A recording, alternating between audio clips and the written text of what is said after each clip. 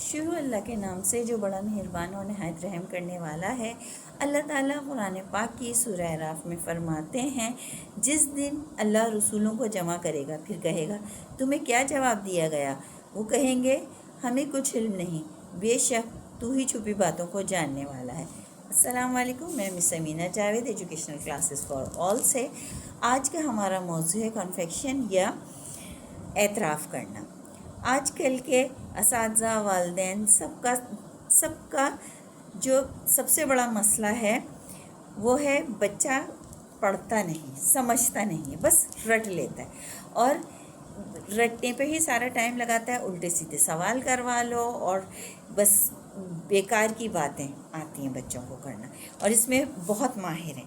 یہ گفتگو تقریباً ہر استاد اور اکثر والدین کرتے ہیں۔ ہم لوگ فرد جرم تو عائد کرتے ہیں مگر معاملے کی تہ تک نہیں جاتے۔ اگر آپ دیکھیں تو آج کل فالوورز یعنی پیچھے چلنے والے زیادہ ہیں، ریسرچرز یعنی تحقیق کرنے والے کم ہیں۔ اس کے پیچھے سب سے بڑی وجہ ہے کہ ایک یہ سوچ ہو گئی، کون اپنا دماغ لگائے، بس جو کام ہو گیا اسی کے اوپر عمل کر لیتے ہیں۔ یہ سوچ غلط ہے۔ سب سے پہلے ہمیں سمجھنے کی ضرورت ہے کہ علم کا مقصد کیا ہے۔ تعلیم نہیں، علم کا میں کہہ رہی ہوں۔ علم کا اصل مقصد یہ ہے کہ حیرت، دوسرا سوال، تیسرا جستجو، اور استاد ہی وہ ماہر یا اسپیشلسٹ ہے جو کہ خود حیران ہو کے بچوں کے اندر حیرت پیدا کرے گا، خود سوال کرے گا تو بچے اس سے سوال کریں گے، اور خود جستجو تحقیق کرے گا تو بچوں کے اندر بھی یہ جذبہ پروان چڑھے گا تحقیق کرنے کا۔ اور بچے سوال کرتے وقت کوئی جھجک محسوس نہیں کریں گے۔ اسی طرح اگر بچہ کوئی سوال کر رہا ہے تو اس کے درست جواب پہ نہ لگیں بلکہ انہیں اپنے ساتھ ملائیں۔ اس سے بچے کے اندر ایک الگ سے تحقیق کی، جستجو کا جذبہ پیدا ہو۔ ان سے کہیں چلو ہم لوگ مل کے اس کا جواب ڈھونڈتے ہیں، کیونکہ دیکھیں جو بھی سوال بچے کرتے ہیں نا ٹیچرز کو اس کا جواب پتہ ہوتا ہے، مگر جب آپ بچوں کو اپنے ساتھ انوالو کر لو گے نا تو وہ یہ سوچیں گے کہ نا واقعی پھر وہ اپنے حساب سے اس کی تحقیق کریں گے، وہ اس کے بارے میں سوچیں گے۔ اس سے کیا ہوگا، اس سے ان کے ذہن کی وسعت بڑھے گی اور انہیں پتہ چلے گا کہ ہمیں کیا پوچھا کیا جا رہا ہے، سمجھایا کیا جا رہا ہے۔ مگر میں بہت معذرت کے ساتھ آئی ایم سوری ٹو سے کہ ہمارے اساتذہ کا مرکز نگاہ صرف نصاب کو مکمل کروا کر امتحان کی تیاری میں کرانا ہوتا ہے، اور معصوم بچے کو کوئی ٹائم نہیں ملتا کہ وہ سوال کرے یا تحقیق کرے، بس اسے یاد کرنا ہوتا ہے، کیونکہ ایک نیم حکیم دانشور کا قول ہے، جب کسی جماعت کے بچے فیل ہوتے ہیں تو دراصل اس کلاس کی ٹیچر فیل ہوتی ہے۔ اب کوئی بھی ٹیچر فیل تو ہونا چاہے گی نہیں، لہٰذا پھر خوب بازار گرم ہوتا ہے رٹے کا، اور بچوں کو رٹا لگاتے ہیں۔ اب ہم بات کریں گے والدین کی۔ اگر بچے والدین سے سوال کرتے ہیں تو انہیں فوراً ٹوک دیا جاتا ہے، اور ہمارے معاشرے میں زیادہ بات کرنے والے، زیادہ سوال پوچھنے والے اور تجسس رکھنے والے بچے کو بدتمیز، ماں باپ نے کوئی تربیت نہیں کی، اس طرح کے باتیں سننے کو ملتی ہیں۔ اب ہم اس مسئلے کے حل کی طرف آتے ہیں۔ اس مسئلے کا سب سے پہلے حل کے لیے سب سے پہلے کیا کریں، اللہ تعالیٰ سے دعا کریں اور مدد مانگیں۔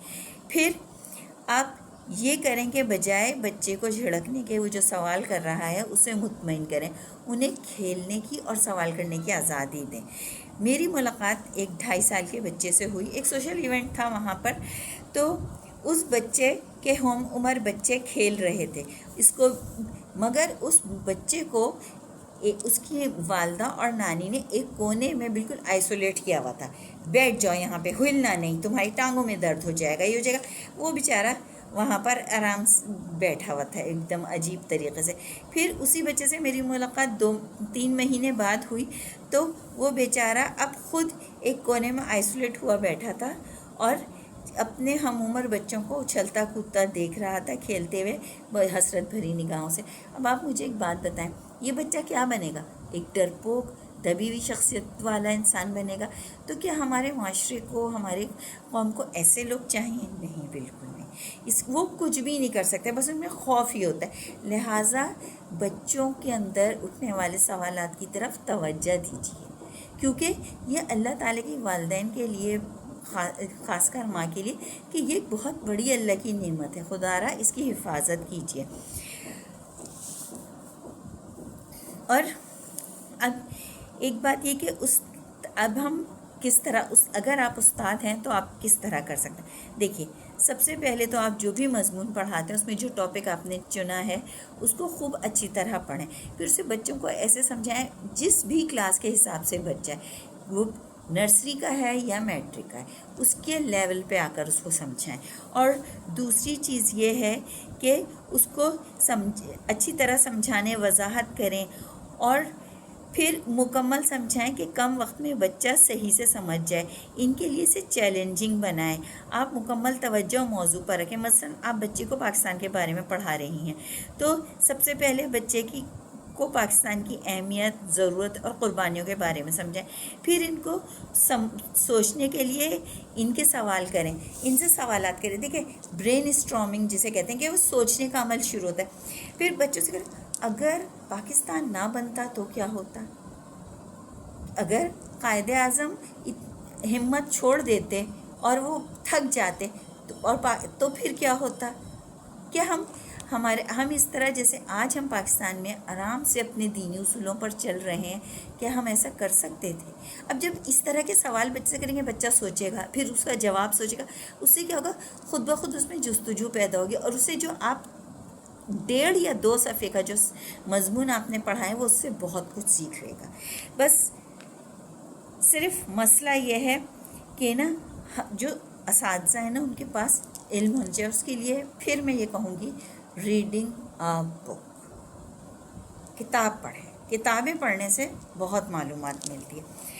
اب آخر میں صرف ایک یہ بات آپ سے کہنا چاہوں گی، اگر آپ والدین ہیں یا اساتذہ تو خود سے اعتراف کریں کہ ہم اپنا کام اس طرح نہیں کر رہے جیسا اس کا حق ہے، کیونکہ ہم بچوں کو کہ پوچھے گئے سوالات کو اس طرح جواب دے ہی نہیں پاتے وہ جو چاہتے ہیں، حالانکہ ہمارے پاس ہوتا ہے، مگر بس ہم انہیں جھڑک دیتے ہیں۔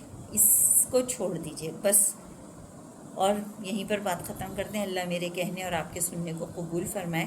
اے اللہ، کوئی چیز آسان نہیں بچے جس کو تو آسان کر دے، اور تو چاہے تو سنگلاخ زمینوں کو نرم و ہموار کر دے۔ السلام علیکم۔